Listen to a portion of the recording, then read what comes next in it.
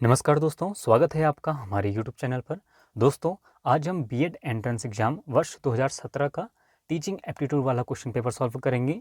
दोस्तों, ये पेपर आपके लिए बहुत इंपॉर्टेंट है। देखिए, यदि आप टीचिंग एप्टीट्यूड के प्रीवियस पेपर सॉल्व करेंगे तो आपको अलग से कोई बुक पढ़ने की आवश्यकता नहीं है।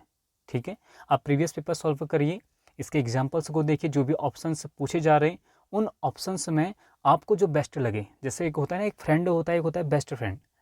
तो हालांकि दोनों ही फ्रेंड और बेस्ट फ्रेंड दोनों एक जैसे ही होते हैं, लेकिन कहीं ना कहीं हम तवज्जो हमेशा बेस्ट फ्रेंड को देते हैं। तो उसी प्रकार आपको चारों ऑप्शन देखने हैं। उन चारों ऑप्शन में आपको जो बेस्ट लगे अन्य ऑप्शंस की तुलना में, ठीक है, आपको उन तीनों से तुलना करनी है और जो बेस्ट लगे वही आपका आंसर होगा। क्योंकि कई ऐसे क्वेश्चन पूछे जाएंगे जिसमें आपको चारों के चारों ऑप्शन सही लगेंगे, तो वहाँ पर आपको बेस्ट ऑप्शन की तरफ जाना है। ठीक है, देखिए, बाकी हम आगे कुछ एग्जाम्पल से समझेंगे। तो चलिए दोस्तों, आज की वीडियो शुरू करते हैं। देखिए, इसमें पहला क्वेश्चन है, शिक्षक को प्रत्येक विद्यार्थी से व्यवहार करना चाहिए। इसके ऑप्शन हैं अभिभावक जैसा, मित्र जैसा, भाई एवं बहन जैसा, या फिर कठोर व्यक्ति जैसा।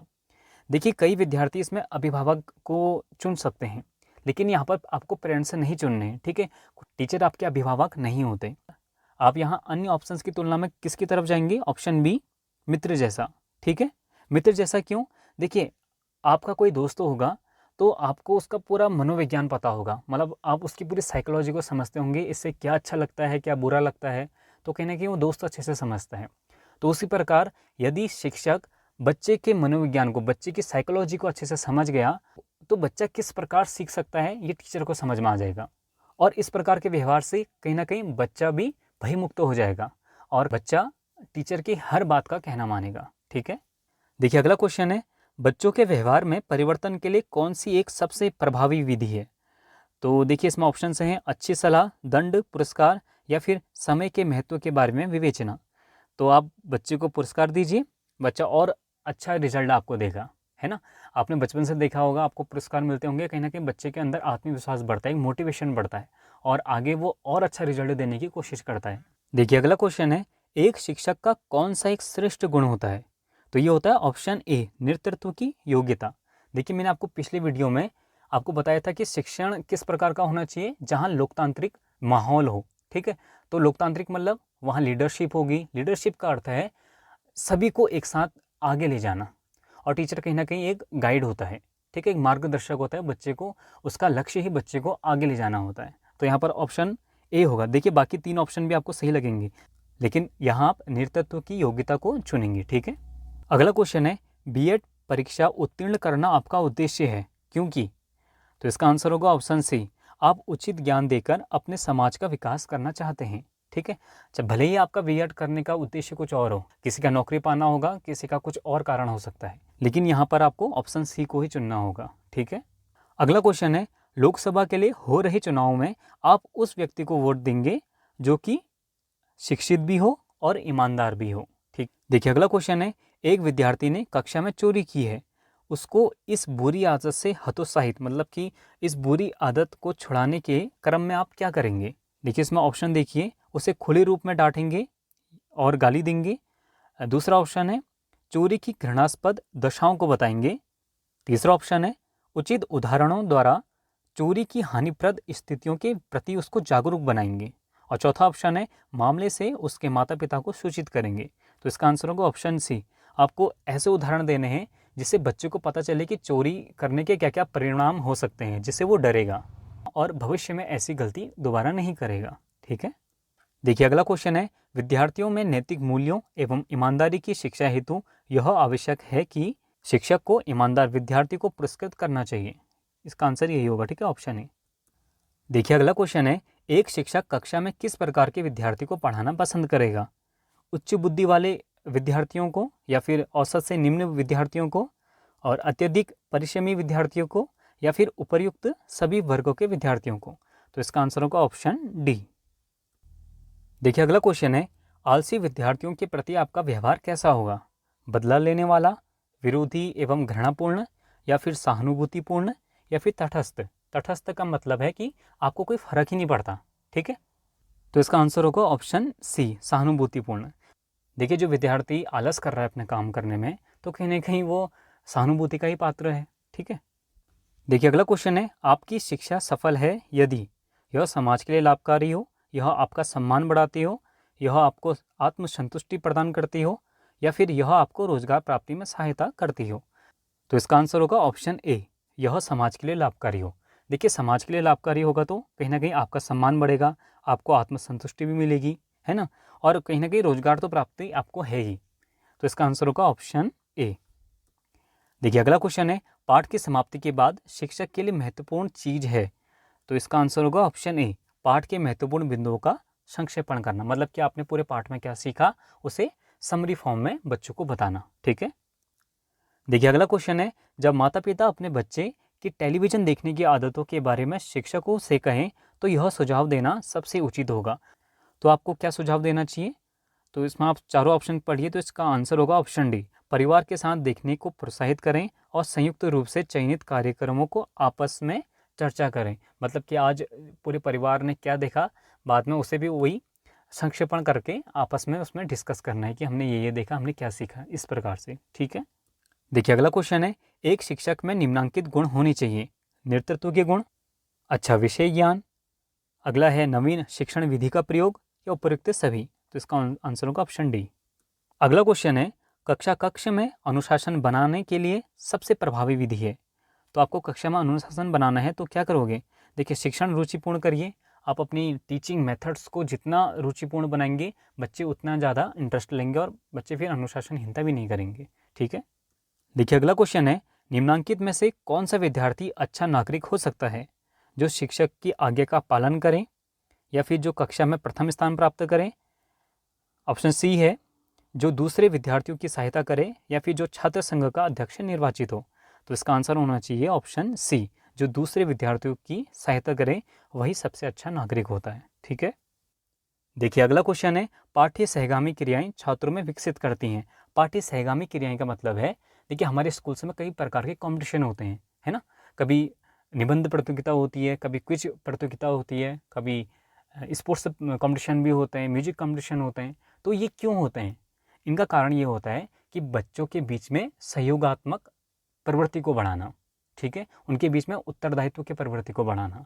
तो इसका आंसर होगा ऑप्शन डी, दूसरों के प्रति उत्तरदायित्व की भावना का विकास करना। ठीक है। देखिए अगला क्वेश्चन है, आप क्या करेंगे यदि आपका एक साथी अन्य साथी के विरुद्ध शिकायत करता है? तो इसमें आपको क्या करना चाहिए? ऑप्शन ए, शांत रहेंगे। ठीक है। देखिए यहाँ साथी कहने का मतलब है कि आप जब टीचर हैं और एक टीचर दूसरी टीचर की चुगली कर रहा है तो आप क्या करेंगे? आप शांत रहिए, वही अच्छा सॉल्यूशन है। ठीक है। देखिए अगला क्वेश्चन है, टीम खेल सभी को सिखाता है। देखिए मैंने अभी आपको बताया कि बच्चे के भीतर सहयोग और उत्तरदायित्व की भावना का विकास करना। तो इसका आंसर होना चाहिए ऑप्शन बी, सहयोग की भावना का विकास करना। ठीक है। देखिए अगला क्वेश्चन है, शिक्षण प्रक्रिया में कौन सा कारक सबसे आवश्यक है? तो यहाँ पर होना चाहिए ऑप्शन बी, प्रशासन। देखिए प्रशासन मैनेजमेंट ही नहीं होगा तो विद्यालय ही नहीं होगा। ठीक है, विद्यार्थी नहीं होंगे, फिर विद्यार्थी नहीं है तो फिर किताबों का भी क्या महत्व है ना। तो इसका आंसर होना चाहिए ऑप्शन बी, प्रशासन। देखिए अगला क्वेश्चन है, आप अन्य शिक्षकों के साथ अच्छे संबंध बनाने हेतु क्या करेंगे? तो इसका आंसर होना चाहिए ऑप्शन बी, उनके साथ सहयोग करेंगे, है ना। देखिए अगला क्वेश्चन है, विद्यालयों में सांस्कृतिक कार्यक्रमों की व्यवस्था करनी चाहिए। जो भी कल्चरल एक्टिविटीज़ हमारे स्कूल्स में होती है तो ये क्यों होती है? देखिए ये इसलिए होती हैं ताकि बच्चे अपने सांस्कृतिक धरोहर को सुरक्षित रख सकें। ठीक है, तो इसका आंसर होना चाहिए ऑप्शन डी, वे सहभागियों के सांस्कृतिक विकास में सहायता करेंगे। ठीक है। अगला क्वेश्चन है, यदि कुछ अभिभावक आपसे मिलने नहीं आते हैं, एक शिक्षक के रूप में आप क्या करेंगे? तो यहाँ पर आपको क्या करना चाहिए? ऑप्शन ए, स्वयं उनसे मिलने जाते हैं। ठीक है, जैसे हमारे शिशु मंदिर के स्कूल्स में होता है, टीचर्स घर आते हैं तो वो अभिभावक से मिलते भी हैं, बच्चों से भी मिलते हैं, है ना। तो इस प्रकार के गुण शिक्षक में होने चाहिए। देखिए अगला क्वेश्चन है, प्राचार्य एवं शिक्षक एक दूसरे के हैं। यहाँ प्राचार्य का मतलब प्रिंसिपल है। ठीक है, तो प्रिंसिपल और टीचर की एक दूसरे के हैं तो ये होते हैं ऑप्शन सी, सहयोगी। देखिए दोनों का उद्देश्य एक ही है, बच्चे का विकास करना। ठीक है। अगला क्वेश्चन है, विद्यालय में निर्णय लेने का अधिकार किसे होना चाहिए? प्राचार्य को, शिक्षक को, विद्यार्थियों को, या फिर इन सभी को? तो इसका आंसर होगा ऑप्शन डी, इन सभी को। देखिए इन सभी का अपना अपना महत्व है। ठीक है, तो किसी भी डिसीजन में इन सभी की हामी होना आवश्यक है। ठीक है। देखिए अगला क्वेश्चन है, प्राचार्य ने शिक्षण के अतिरिक्त कुछ काम आपको आवंटित किया है तो आप क्या करेंगे? देखिए आप टीचर हैं और आपके प्रिंसिपल ने आपको पढ़ाने के अलावा कुछ अतिरिक्त काम दे दिया, तो ऐसी स्थिति में आप क्या करेंगे? तो इसका ऑप्शन देख लेते हैं। उसको करने से मना कर देंगे, आनंदपूर्ण ढंग से उसे करेंगे, या फिर कोई विकल्प नहीं है इसलिए उसे करेंगे, मतलब वाली स्थिति आ गई ना, मरता क्या नहीं करता। और चौथा ऑप्शन है प्राचार्य को खुश कर रखने के लिए उसे करेंगे। तो इसका आंसर होना चाहिए ऑप्शन बी, आनंदपूर्ण ढंग से उसे करेंगे। ठीक है, देखिए अगला क्वेश्चन है, यदि एक विद्यार्थी प्रायः देर से आता है तो आप क्या करेंगे? तो इसका आंसर होगा ऑप्शन सी, देरी का कारण जानने का प्रयास करेंगे तथा विद्यार्थी की सहायता करने का प्रयास करेंगे। ठीक है, देखिए अगला क्वेश्चन है, यदि एक विद्यार्थी उचित उत्तर नहीं देता है तो आप क्या करेंगे? मतलब कि आपने बच्चे से क्वेश्चन पूछा, उसने गलत जवाब दिया, तो ऐसी स्थिति में आप क्या करेंगे? तो इसका आंसर होना चाहिए ऑप्शन डी, सही उत्तर देने हेतु उसे ठीक करेंगे। तो आप उस बच्चे से कहेंगे कि बच्चे ने जो भी आंसर दिया है, तो आप बच्चे से कहेंगे कि इसका आंसर ये नहीं, इसका आंसर ऐसा होना चाहिए। तो इस प्रकार से आप उस बच्चे के आंसर्स को आप ठीक करेंगे। ठीक, देखिए अगला क्वेश्चन है, एक अच्छा अध्यापक विद्यार्थियों के मध्य बढ़ावा देता है, तो ये देता है ऑप्शन बी, सहयोग की भावना को बढ़ावा देता है। ठीक है, देखिए अगला क्वेश्चन है, एक शिक्षक के रूप में आप कक्षा में प्रश्न क्यों पूछते हैं? इसके ऑप्शन से हैं शिक्षण में सुधार हेतु, अनुशासन बनाने हेतु, या फिर छात्रों में अभिव्यक्ति के प्रोत्साहन हेतु, या फिर विद्यार्थियों को व्यस्त रखने हेतु। देखिए यहाँ पर कई विद्यार्थियों को ऑप्शन सी सही लग रहा होगा, क्योंकि वो प्रश्न के उत्तर देगा तो कहीं ना कहीं उसकी अभिव्यक्ति को प्रोत्साहन मिलेगा, है ना। लेकिन इसका आंसर होना चाहिए ऑप्शन ए, शिक्षण में सुधार हेतु। ऐसा क्यों? देखिए, आपने बच्चे को पढ़ाया पूरा चैप्टर, उसके बाद आपने बच्चे से क्वेश्चन पूछे, ठीक है, तो इससे क्या होगा, बच्चे ने पहले जितना पढ़ा है उसका वो रिवीजन करेगा, और रिवीजन करके आपको एक आंसर के रूप में वो आपको उसका आंसर देगा। तो कहीं ना कहीं शिक्षण तो अच्छा हो ही रहा है ना। तो इसलिए इसका आंसर होगा ऑप्शन ए, शिक्षण में सुधार हेतु। ठीक है, देखिए अगला क्वेश्चन है, शिक्षक को शिक्षण बिंदु तैयार करने चाहिए क्योंकि वे उनकी सहायता से करते हैं। तो इसका आंसर होगा ऑप्शन बी, शिक्षण को प्रभावी बनाने के लिए। देखिए, शिक्षण बिंदु कहने का मतलब है, जब आप बीएड करेंगे तो आप लेसन प्लान से बनाएंगे, तो उसमें होता है पहले बच्चे को प्रस्तावना प्रश्न पूछने होते हैं, मतलब कि उसने पहले कितना कुछ पढ़ा है उसे जानने के लिए प्रश्न पूछने पड़ते हैं। तो इस प्रकार से आगे को कुछ अलग अलग प्रकार के प्रश्न पूछते हैं, फिर जाके आप चैप्टर को पढ़ाएंगे और चैप्टर पढ़ाने के बाद आप फिर से प्रश्न पूछते हैं। तो इस प्रकार से वो पूरी टीचिंग को पॉइंट बाय पॉइंट उसमें बांटे रहते हैं।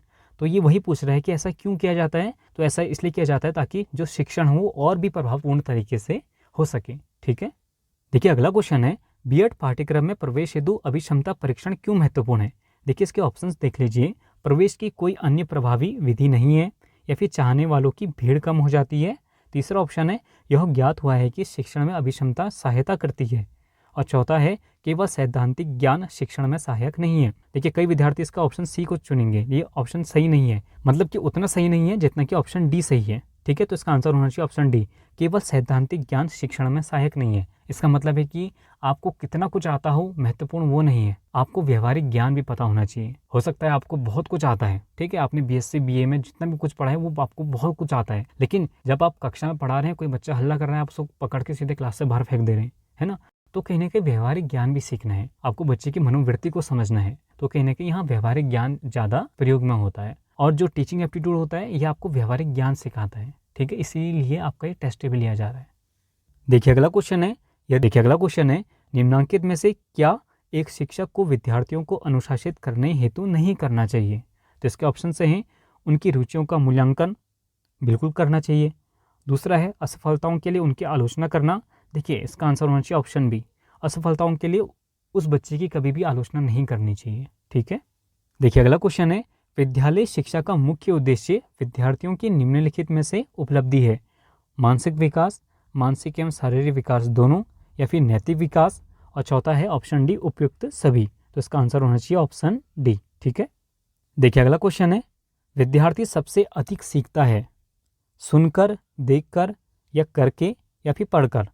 तो इसका आंसर होगा ऑप्शन सी, करके। ठीक है, देखिए करके कहने का मतलब है, जब तक बच्चा किसी कार्य को स्वयं करके नहीं देखेगा तब तक वो उसे सीख भी नहीं पाएगा। ठीक है, इसके बारे में आप बीएड में पूरा एक चैप्टर भी पढ़ेंगे। ठीक है, करके सीखना एक प्रक्रिया के रूप में शिक्षण में निहित है। तो इसका ऑप्शन है, केवल विद्यार्थी एवं शिक्षक दोनों, या फिर विद्यार्थी शिक्षक एवं माता, या फिर विद्यार्थी शिक्षक एवं पाठ्यक्रम। तो इसका आंसर होगा ऑप्शन डी, विद्यार्थी इंपॉर्टेंट है, टीचर इंपॉर्टेंट है, और टीचर को पढ़ाना क्या है, मतलब कि उसका जो सिलेबस है तो वो भी इंपॉर्टेंट है। ठीक है, देखिए अगला क्वेश्चन है, शिक्षण एवं अधिगम होता है, मतलब कि कहाँ होता है पूछ रहा है। ठीक है, तो शिक्षण एवं अधिगम कहाँ होता है? केवल विद्यालय में होता है, या फिर केवल घर में, या फिर विद्यालय एवं घर दोनों में, या फिर ना ही विद्यालय में ना ही घर में? तो इसका आंसर होगा ऑप्शन सी, विद्यालय एवं घर दोनों में। ठीक है, ऑप्शन सी। ऐसा क्यों? देखिए, जो शिक्षण की प्रक्रिया है या फिर जो सीखने की प्रक्रिया है, ये पूरे जीवन भर चलने वाली प्रक्रिया है। बच्चा अपने समाज से सीखता है, अपने घर से सीखता है और अपने विद्यालय से भी सीखता है। ठीक है, तो इसलिए इसका आंसर है ऑप्शन सी, विद्यालय एवं घर दोनों में। ठीक है, देखिए अगला क्वेश्चन है, किसके जन्म वार्षिकोत्सव पर 5 सितंबर को शिक्षक दिवस मनाया जाता है? तो वैसे तो ये जीके का क्वेश्चन है, यहाँ पर पूछ लिया गया है, तो इसका आंसर होगा ऑप्शन सी, सर्वपल्ली राधाकृष्णन। ठीक है, देखिए अगला क्वेश्चन है, भारतीय संविधान के अनुसार शिक्षा है दोनों केंद्रीय एवं राज्य सरकार की सूची में, केंद्रीय सरकार की सूची में, राज्य सरकार की सूची में, या उपर्युक्त में से कोई नहीं? तो इसका आंसर है ऑप्शन ए। देखिए, जो हमारी शिक्षा है, ये मैंने आपको पहले भी वीडियो में बताया है कि हमारी शिक्षा जो होती है ये समवर्ती सूची का एक विषय ही होता है। ठीक है, समवर्ती सूची का मतलब है कि शिक्षा से संबंधित जो भी नियम बनाए जाएंगे ये केंद्र सरकार भी बना सकती है और राज्य सरकार भी बना सकती है। ठीक है, देखिए अगला क्वेश्चन है, अध्ययन में छात्रों की रुचि बढ़ाने के क्रम में निम्नलिखित में से किस में वृद्धि की जानी चाहिए? देखिए ऑप्शन देख लेते हैं। शिक्षण में प्रभावशीलता, देखिए इसका आंसर ही प्रभावशीलता होगा। आपको जहां भी ऑप्शंस में शिक्षण में प्रभावशीलता दिखेगा तो आप उसको टिक कर लीजिएगा। ठीक है, देखिए जो बीएड होता है, बीएड का मुख्य उद्देश्य यही होता है कि हम अपने शिक्षण को और अधिक प्रभावशील बनाएं। ठीक है, तो शिक्षण में प्रभावशील संबंधित जो भी आपको ऑप्शन कभी दिखेगा तो आप सीधे उसको टिक कीजिएगा। ठीक है, देखिए अगला क्वेश्चन है, आप कमजोर विद्यार्थियों का स्तर कैसे उठाएंगे? अच्छे विद्यार्थियों की सहायता के द्वारा, या फिर अधिक समय देकर, या अभिभावकों को सूचना देकर, या फिर प्राचार्य को सूचना देकर? तो इसका आंसर होगा ऑप्शन बी, अधिक समय देकर। देखिए, यदि शिक्षक कमजोर विद्यार्थियों को अतिरिक्त अपना समय देगा तो कहीं ना कहीं बच्चे की स्थिति में परिवर्तन ही आएगा। ठीक है, देखिए अगला क्वेश्चन है, एक विद्यार्थी लड़कियों को चिढ़ाता है तो आप कैसी प्रक्रिया करेंगे? देखिए इसका आंसर यहाँ होगा ऑप्शन सी। ऐसा क्यों? देखिए, जो बच्चा है, अगर आप उसको उसके हम उम्र की लड़कियों के साथ उसका परिचय कराएंगे तो वो लड़कियां उसकी दोस्त बनेंगी और जिस प्रकार का वो कार्य कर रहा है फिर वो उसे छोड़ देगा। ठीक है, देखिए अगला क्वेश्चन है, एक सफल शिक्षक वह है जो कक्षा में अनुशासन बनाए, या फिर विद्यार्थियों के विकास में रुचि ले, या फिर नियमित गृह कार्य दे, और चौथा है अच्छे अंक प्रदान करे। तो इसका आंसर होगा ऑप्शन बी, जो विद्यार्थियों के विकास में रुचि ले वही सबसे सफल शिक्षक होता है। ठीक है, देखिए अगला क्वेश्चन है, आप क्या करेंगे यदि आप कक्षा में देरी से पहुंचते हैं? इसके ऑप्शन से हैं, इसके बारे में कुछ नहीं करते हैं, या फिर विद्यार्थियों से क्षमा मांगते हैं, ऑप्शन सी है देर होने के कारणों को बताते हैं, या फिर अगली कक्षा में पूरा करते हैं। देखिए, विद्यार्थियों से क्षमा मांगना और अपने देरी होने का कारण बताना ये शिक्षक का अधिकार नहीं होता। ठीक है, तो इसका आंसर होगा ऑप्शन डी। ठीक है, यदि आप किसी कारणवश कभी लेट हो जाते हैं तो आपको अपनी अगली वाली कक्षा में उस कार्य को पूरा करना होगा। ठीक है, देखिए अगला क्वेश्चन है, यदि आप धूम्रपान करते हैं तो आप क्या करेंगे जब किसी विद्यार्थी को धूम्रपान करते हुए पाएंगे? देखिए, आप उसकी अपेक्षा करेंगे, या फिर स्वयं धूम्रपान छोड़ेंगे, या फिर उसे धूम्रपान की हानियों को बताएंगे, या फिर उसे बताते हैं कि धूम्रपान केवल प्राणों के लिए, मतलब कि बड़े लोगों के लिए है। तो इसका आंसर होगा ऑप्शन बी, स्वयं धूम्रपान छोड़ेंगे। ठीक है, देखिए छात्र जो होता है वो हमेशा अपने टीचर को कॉपी करता है, और कहीं ना कहीं अगर टीचर के सामने अगर कोई बच्चा सिगरेट पी रहा है तो कहीं ना कहीं टीचर को लज्जा तो आएगी। और टीचर का सबसे महत्वपूर्ण गुण होता है कि वो हमेशा चरित्रवान होना चाहिए, है ना? तो इसमें इस स्थिति में आप क्या करेंगे? स्वयं धूम्रपान छोड़ेंगे। ठीक है, देखिए अगला क्वेश्चन है, आपकी दृष्टि में शिक्षा का उद्देश्य क्या होना चाहिए? ज्ञान प्रदान करना, या चरित्र का निर्माण करना, या फिर किसी व्यवसाय हेतु योग्य बनाना, या फिर विद्यार्थी का पूर्ण विकास करना? देखिए वैसे तो ये चारों ऑप्शन सही हैं, है ना? तो इसका आंसर यहाँ होना चाहिए ऑप्शन डी, विद्यार्थी का पूर्ण विकास करना। ठीक है, विद्यार्थी का सर्वांगीण विकास करना ही विद्यालय का सबसे बड़ा लक्ष्य होता है। उसका उद्देश्य होता है कि बच्चे का सर्वांगीण विकास हो सके। देखिए, सर्वांगीण विकास का मतलब ही है कि उसके चरित्र का निर्माण भी करना है, उसे ज्ञान भी प्रदान करना है ना, और उसमें आत्मविश्वास को भी बढ़ाना है। तो इस प्रकार के सर्वांगीण विकास के अंतर्गत ये सब कुछ आ जाता है। ठीक है, तो दोस्तों आज हमने वर्ष 2017 के टीचिंग एप्टीट्यूड के क्वेश्चन करे। अगर आपको हमारी वीडियोस अच्छी लगे तो आप हमारे चैनल को जरूर सब्सक्राइब कीजिएगा, अपने दोस्तों के भी जरूर शेयर कीजिएगा और मन लगा के पढ़ाई कीजिएगा। ठीक है, तो चलिए दोस्तों, आज के लिए बस इतना ही। मिलेंगे अगली वीडियो में। हमसे जुड़ने के लिए थैंक यू सो मच।